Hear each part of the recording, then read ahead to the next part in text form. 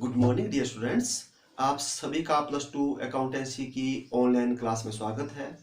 आज हम स्टार्ट करने जा रहे हैं unit second, accounting for partnership firm. आज के इस वीडियो में हम डिस्कस करेंगे पार्टनरशिप का जन्म कैसे हुआ, पार्टनरशिप का मीनिंग क्या है, पार्टनरशिप की फीचर्स और partnership deed, main contents of partnership deed, rule applicable in the absence of partnership deed and accounts of partnership firms. तो शुरुआत करते हैं कि पार्टनरशिप का जन्म कैसे हुआ।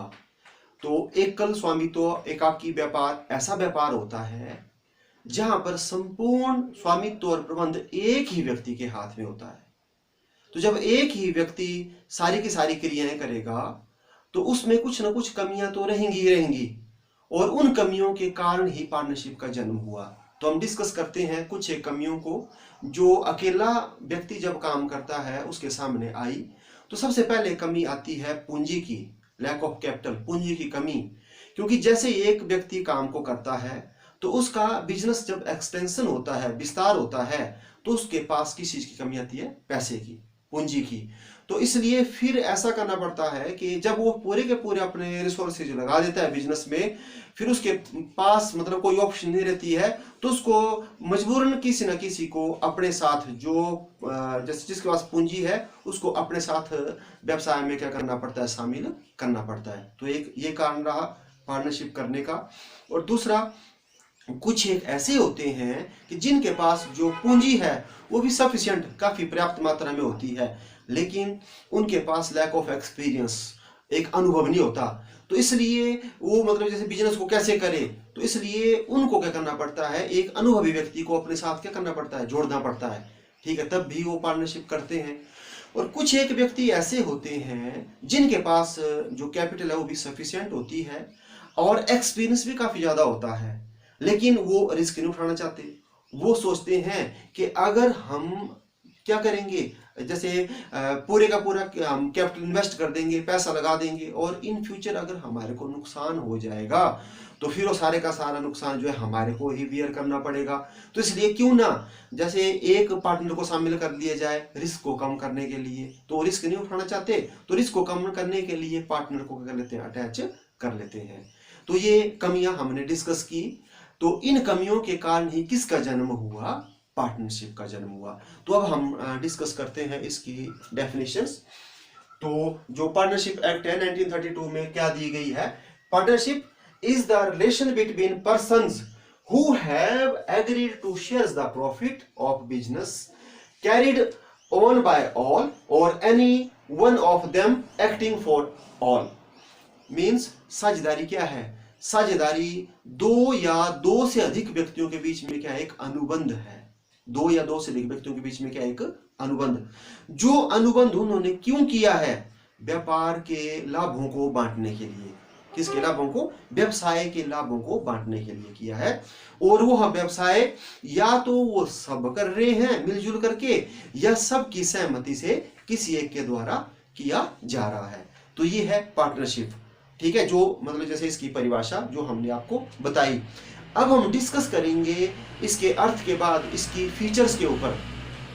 तो जो फीचर है, फीचर्स मतलब जब आपको मीनिंग सही ढंग से अंडरस्टैंड हो जाएगा तो फीचर्स भी मीनिंग में ही क्या होती है? छिपी हुई होती है। तो हम जैसे जो है देखते हैं इस डेफिनेशंस में ही। तो सबसे पहले क्या बोला कि partnership is the relation between persons. तो पर्संस तो सबसे पहला हो गया व्यक्ति। तो व्यक्ति कितने? दो या दो से अधिक व्यक्तियों का होना। तो पार्टनरशिप के लिए पहली फीचर है दो या दो से अधिक व्यक्तियों का होना। तो पार्टनरशिप के लिए कम से कम दो व्यक्ति का होना क्या है? जरूरी। अगर अकेला है तो हम उसको किसी का पार्टनर नहीं कह सकते। ठीक है, तो कम से कम दो का होना जरूरी है। तो ये बोलता है पार्टनरशिप एक्ट 1932। अब मैक्सिमम कितने होने चाहिए तो उसके बारे में पार्टनरशिप एक्ट नहीं बताता है। उसके बारे में बात की हुई है किसने? कंपनीज एक्ट ने। तो कंपनी एक्ट जो लेटेस्ट है आजकल 2013 चला हुआ है। तो कंपनी एक्ट जो 2013 है, इसकी जो सेक्शन है 469, इसके अकॉर्डिंग क्या है? अगर आपने जर्नल बिजनेस करना है तो उसमें मैक्सिमम 50 मेंबर्स हो सकते हैं, और अगर आपने बैंकिंग बिजनेस करना है तो उसमें मैक्सिमम मेंबर 10 हो सकते हैं। इससे पहले जो आपका कंपनीज एक्ट 1956 था उसके अकॉर्डिंग अगर आपने जनरल बिजनेस करना है तो उसमें 20 मेंबर्स आपके मैक्सिमम हो सकते हैं, और अगर आपने बैंकिंग बिजनेस करना है तो उसमें मैक्सिमम आपके 10 मेंबर्स हो सकते हैं। ठीक है, तो ये थी जैसे जो है पहली फीचर्स पर्सन्स। और इसके बाद मतलब जैसे जो है आ गया हु हैव एग्रीड। एग्रीड मतलब अब सेकंड हो गई एग्रीमेंट, कॉन्ट्रैक्ट। तो सेकंड फीचर ये हो गई कि एग्रीमेंट का होना क्या है, जरूरी। तो एग्रीमेंट जो है 2 टाइप्स का हो सकता है, एक ओरल एक रिटन। ठीक है, तो बेस्ट कौन सा रहता है, रिटन, ताकि कल को कोई प्रॉब्लम हो जाए तो उसको हम एज एविडेंस कोर्ट में क्या कर सकते हैं, पेश कर सकते हैं। तो सेकंड फीचर हुई एग्रीमेंट। और थर्ड जो है, थर्ड फीचर हो गई प्रॉफिट, कि इसमें किस चीज का होना जरूरी है, प्रॉफिट का। ठीक है, अगर मतलब हम जो है पार्टनरशिप करते हैं और उस बिजनेस में प्रॉफिट हम नहीं लेते हैं तो वो फिर पार्टनरशिप फर्म नहीं बनी। ठीक है, वो बन गई नॉट फॉर प्रॉफिट ऑर्गेनाइजेशन, मतलब ऐसी संस्था जिसका उद्देश्य लाभ कमाना नहीं रहा। तो लाभ का होना भी क्या है, जरूरी। ये हो गया इसकी फीचर्स। और इसके बाद पांचवा आ गया बिजनेस। तो पार्टनरशिप के लिए किसका होना जरूरी है, बिजनेस। तो बिजनेस भी ऐसा होना चाहिए कि जो लीगल होना चाहिए, मतलब कानूनी होना चाहिए, गैर कानूनी बिजनेस नहीं होना चाहिए, जिसको लॉ के द्वारा स्वीकृति मतलब मान्यता प्रदान की गई हुई हो, तो वो होना चाहिए जैसे बिजनेस। और बिजनेस में किसका होना जरूरी है, लाभ का होना भी जरूरी है। अब अगली जो फीचर्स है वो है कैरिड ऑन, मतलब बिजनेस का संचालन। तो संचालन आपको परिभाषा में बताया, या तो सब भी मतलब उसका संचालन कर सकते हैं सामूहिक रूप से, या सबकी सहमति से। अगर वो एग्रीड हो जाएंगे किसी एक के पास पूरा बिजनेस देने का, तो वो भी क्या कर सकता है, उसका संचालन कर सकता है। तो ये होगी जैसे जो है फीचर्स जो डेफिनेशन दी है उसके अकॉर्डिंग। और इससे एक्स्ट्रा भी कुछ एक इंपॉर्टेंट फीचर्स होती है, जैसे सेपरेट लीगल एंटिटी, पृथक वैधानिक अस्तित्व। तो यहाँ पर व्यवसाय और व्यवसायी जो है वो अलग अलग नहीं होते हैं, दोनों क्या होते हैं, एक ही होते हैं। क्योंकि अगर व्यवसाय का नुकसान होता है, बिजनेस का लॉस है, तो बिजनेसमैन का ही है, और बिजनेसमैन का लॉस है तो किसका है, बिजनेस का ही है। तो एक फीचर्स ये है। और बाकी और फीचर्स भी हैं, जैसे अनलिमिटेड लाइबिलिटीज है। इसमें जो दायित्व है वो असीमित होता है। असीमित का मतलब कि अगर इन केस बिजनेस में लॉस हो जाता है तो उस लॉस की जो भरपाई जो है वो मतलब जैसे जो व्यवसाय को चलाने वाले हैं उनकी पर्सनल एसेट से भी क्या है, पूरी की जाती है। तो एक इसमें एक ये लॉस भी है कि क्या है, इसमें लायबिलिटीज कैसे अनलिमिटेड है। तो ये हमने इसकी फीचर्स डिस्कस की। ठीक है, तो हमने इसका मीनिंग पढ़ लिया, मीनिंग के बाद क्या डिस्कस कर ली, फीचर्स। अब हम पढ़ते हैं पार्टनरशिप डीड। तो पार्टनरशिप डीड क्या होता है, साझेदारी सलेख क्या होता है कि साझेदारों के बीच में अनुबंध का होना क्या है, जरूरी। और वो कैसे हो सकता है, एक मौखिक भी हो सकता है, लिखित भी हो सकता है। और लिखित अनुबंध को ही हम क्या बोलते हैं, साझेदारी सलेख कहते हैं। ठीक है, तो पार्टनरशिप डीड क्या हुआ, रिटन एग्रीमेंट बिटवीन पार्टनर्स। ठीक है, written agreement between partners known as partnership deed. जो रिटन में एग्रीमेंट हो जाएगा उसको हम क्या बोलते हैं, पार्टनरशिप डीड। साझेदारों के बीच लिखित समझौते को क्या बोलते हैं, हम पार्टनरशिप डीड बोलते हैं। अब आ जाता है इंपॉर्टेंट कंटेंट्स, मतलब इसमें कौन कौन सी ऐसी बातें हैं जब आप पार्टनरशिप डीड कर रहे हैं तो वो डीड में मतलब लिखित समझौते में जरूर आनी चाहिए। ठीक है, तो सबसे पहला होता है जैसे फर्म का नाम और पता। ठीक है, कि फर्म का नेम क्या है और उसका एड्रेस क्या है, ये बड़ा इंपॉर्टेंट है। तो ये सबसे पहले आपने इसको लिखना है। सेकंड नंबर पे हो गया साझेदारों के नाम और पते, कि पार्टनर के नाम क्या है, उनके एड्रेस क्या है, वो आपने लिखना है। थर्ड नंबर पे हो गया कि पार्टनर ने कितनी कैपिटल इन्वेस्ट की हुई है। ठीक है, तो हर एक का ब्यौरा मतलब आपने क्या करना है, लिखना है। और चौथा, अब उन्होंने अगर कैपिटल इन्वेस्ट किया है तो उनको कितना इंटरेस्ट हमने पेड करना है, फर्म ने कितना पेड करना है, उसके बारे में भी उल्लेख होना चाहिए। इसके बाद ड्रॉ कितना कर सकते हैं पार्टनर, कि अगर जरूरत पड़ गई अपने व्यक्तिगत प्रयोग के लिए, पर्सनल यूज के लिए, तो कितना निकाल सकते हैं, उसके बारे में होना चाहिए। फिर अगर वो निकालेंगे अपने यूज के लिए, फिर उनको बिजनेस को कितना इंटरेस्ट देना पड़ेगा, उसके बारे में भी मतलब जैसे पूरी का पूरा क्लियर होना चाहिए। और सबसे इंपॉर्टेंट बात, प्रॉफिट एंड लॉस जो शेयरिंग रेशियो है वो कितनी है, वो होना चाहिए। लाभ हानि विभाजन अनुपात वो कितना है, वो मेंशन होना चाहिए, क्योंकि ज्यादा झगड़ा जो है लाभ हानि के पीछे ही होता है, तो इसलिए बिल्कुल क्लियर होना चाहिए। और इसके बाद अगर जैसे जो है लोन अगर कोई देता है पार्टनर, तो उसकी क्या क्या कंडीशंस होगी, उसको कितना इंटरेस्ट मतलब जैसे जो है मिलेगा, वो फिर अपने अकाउंट्स जो हैं किस बैंक में जैसे ओपन करेंगे, कब वो अपने खातों को ऑडिट करवाएंगे, ठीक है, कि जैसे कोई अगर हमने शामिल करना है तो वो कैसे कैसे जैसे जो है वो शामिल होगा, तो ये बातें हैं। तो इन बातों को हम किस में समावेश करते हैं, पार्टनरशिप डीड में, और इन्हीं को ही हम क्या बोलते हैं, कंटेंट्स। तो मतलब जैसे जिसके पीछे लड़ाई झगड़ा होता है फ्यूचर्स में, तो वो बातें क्या होनी चाहिए, डीड में लिख देनी चाहिए, ताकि कल को कोई प्रॉब्लम ना आए। अब आगे आ जाता है rule applicable in the absence of partnership deed.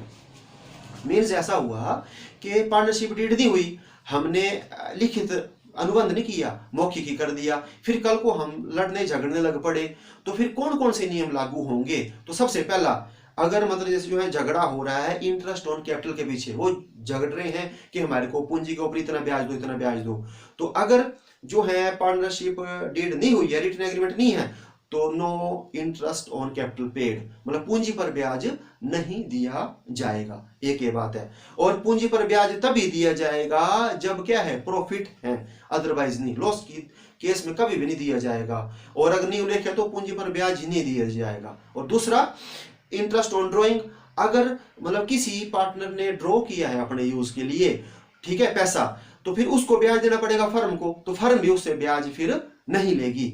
दूसरा ये रूल हो गया। और तीसरा, अगर प्रॉफिट के पीछे लड़ झगड़ रहे हैं तो प्रॉफिटिंग शेयरिंग रेशियो क्या होगी, इक्वल, मतलब लाभ हानि विभाजन अनुपात क्या होगा, समान रूप से बांटा जाएगा।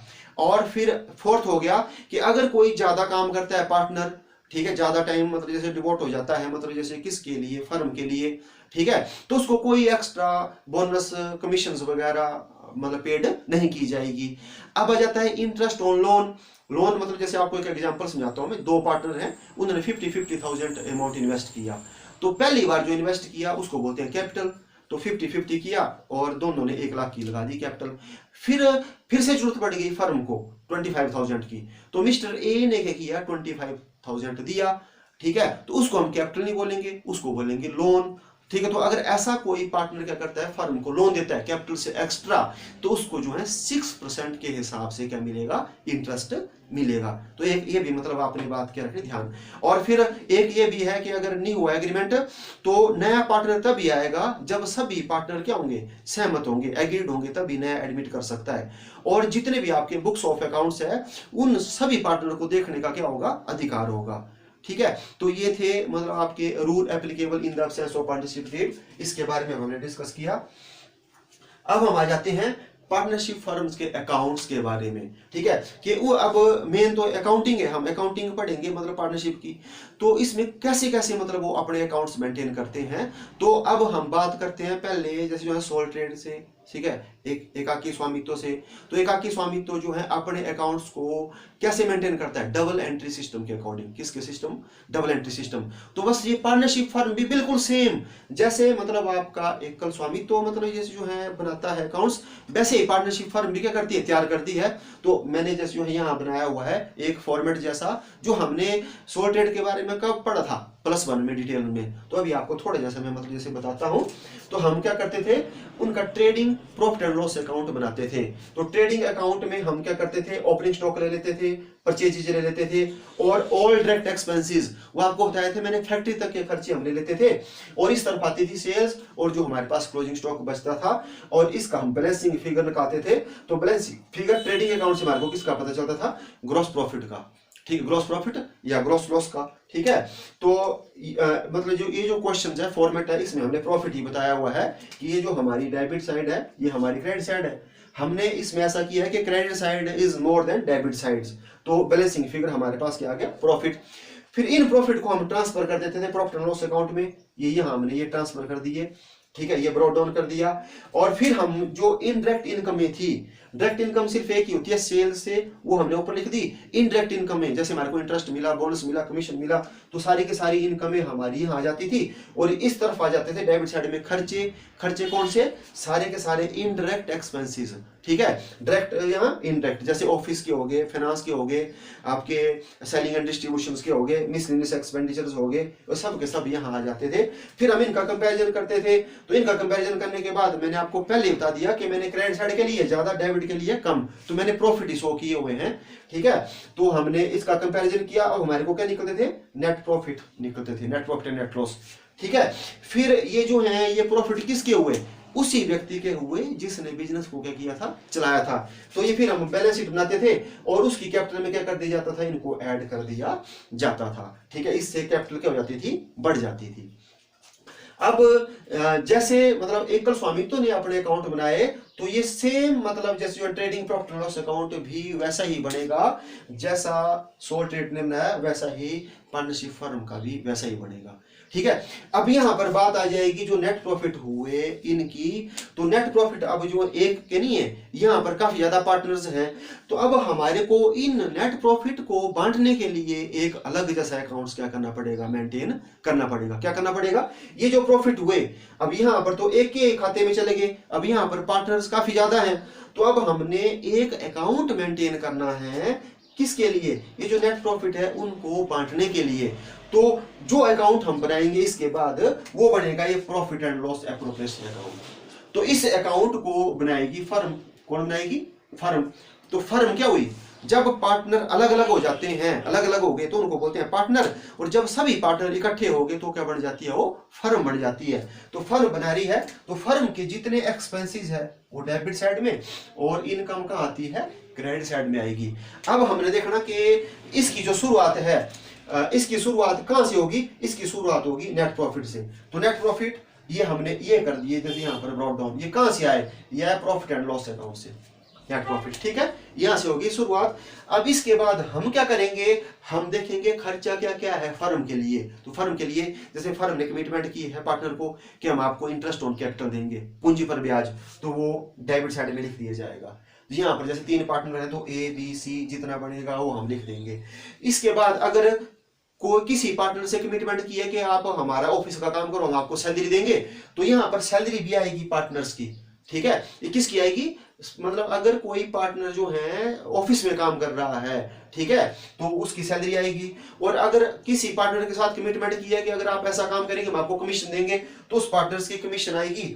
और अगर किसी पार्टनर से बात की हुई है कि अगर इतना प्रॉफिट हो तो हम आपको इतना बोनस देंगे, तो वो बोनस भी यहाँ पर जैसे जो है वो आएगा। ठीक है, तो ये सब जो है फर्म ने देने हैं, किसको देने हैं, फर्म ने, पार्टनर्स को। तो फर्म के लिए क्या है, खर्चे, तो हमने डेबिट साइड में बता दिए। तो सबसे पहले क्या बताया, इंटरेस्ट ऑन कैपिटल, फिर किसी पार्टनर्स को सैलरी दी, किसी पार्टनर्स को कमीशन दी, किसी को क्या किया, बोनस दिया। अब ऐसा होता है कि कुछ एक को रिजर्व भी रखते हैं कि चलो यार थोड़ा बहुत रिजर्व भी रखते हैं भविष्य के लिए, ठीक है, तो वो रिजर्व भी रख सकते हैं। तो ये 4 चीजें यहाँ आ गई। और इस तरफ ये जो आया हुआ ये है प्रॉफिट। प्रॉफिट कहाँ से आया है, यह है प्रॉफिट एंड लॉस अकाउंट से। अब इनकम सिर्फ फर्म को एक से ही होती है, वो किससे, अगर कोई जैसे जो पार्टनर जो है उसने ड्रॉ किया हुआ है बिजनेस से, आहरण किया है, ड्राइंग की हुई है, तो फिर उसको बिजनेस को क्या करना पड़ेगा, ब्याज देना पड़ेगा। क्या देना पड़ेगा, ब्याज। तो फर्म जो है ब्याज को लेगी, तो फर्म के लिए क्या है, इनकम। तो इसलिए इसको हम bye interest on partners drawing, जितना इंटरेस्ट बढ़ेगा उसको क्रेडिट साइड में क्या है, लिखा जाएगा। ठीक है, फिर हम ऐसा करेंगे, इसका कंपैरिजन करेंगे। क्या करेंगे, कंपैरिजन। अगर क्रेडिट साइड ज्यादा आई, डेबिट कम आई, तो फिर आ जाएंगे हमारे पास profit transfer to partners capital account. ये फिर ये जो प्रॉफिट होंगे ये बंटेंगे किसमें, सभी पार्टनर्स में। ठीक है, और अगर डेबिट साइड ज्यादा है, क्रेडिट साइड कम है, तो बैलेंसिंग फिगर फिर ये आएगी। फिर ये जो है जो रेशो होगा, प्रॉफिट शेयरिंग रेशो, उसमें क्या होंगे, ये बंटेंगे। ठीक है, तो आपको मैंने फॉर्मेट बताया किसका, profit and loss appropriation accounts का। ठीक है, तो पार्टनरशिप फर्म के जो अकाउंट्स थे, सबसे पहला उनको बनाना पड़ता है इनसे एक्स्ट्रा एक profit and loss appropriation account. और एक और क्या बनता है, एक और बनता है पार्टनर्स कैपिटल अकाउंट। क्या बनता है, पार्टनर्स का कैपिटल अकाउंट। तो वो हम जैसे ऐसा करेंगे, अब नेक्स्ट वीडियो में क्या करेंगे उसके बारे में सीखेंगे। क्योंकि यहाँ पर भी कैपिटल जो है एक ने लगाई है, 3-4 ने लगाई हुई है। ठीक है, तो पार्टनर जो है कैपिटल अकाउंट कैसे बनता है, वो मैं आपको जैसे जो है नेक्स्ट वीडियो में क्या करूंगा, बताऊंगा। ठीक है, और बाकी सेम जैसे ट्रेडिंग अकाउंट जैसा सोल ट्रेड बनाया वैसा ही प्रॉफिट लॉस जैसा बनाया वैसे ही बनेगा। इसके बाद जो है हमारे जो है एक ऐड हो जाएगा, एक ये वाला प्रॉफिट लॉस एप्रोप्रिएशन अकाउंट, एक क्या हो जाएगा, पार्टनर्स कैपिटल अकाउंट। फिर पार्टनर्स कैपिटल अकाउंट के बाद हम क्या बनाएंगे, बैलेंस शीट्स। तो बैलेंस शीट्स भी ठीक वैसी ही बनेगी जैसे आपके सोल ट्रेड के जो बिजनेसमैन है वो क्या करता था, मेंटेन करता था। तो आपको मैं जैसे बता देना चाहता हूं कि जैसे जो सोल ट्रेड है वो भी डबल एंट्री के अकॉर्डिंग अपने अकाउंट्स मेंटेन करता है, और पार्टनरशिप फर्म भी डबल एंट्री जो है सिस्टम उसके अकॉर्डिंग अपने अकाउंट्स को मेंटेन करता है। तो आज के लिए डियर स्टूडेंट्स बस इतना ही। तो आपने इस वीडियो को बार बार बड़े ध्यान से मतलब जैसे जो है सुनना है, ठीक है। और बाकी मिलते हैं नेक्स्ट वीडियो में। Thank you.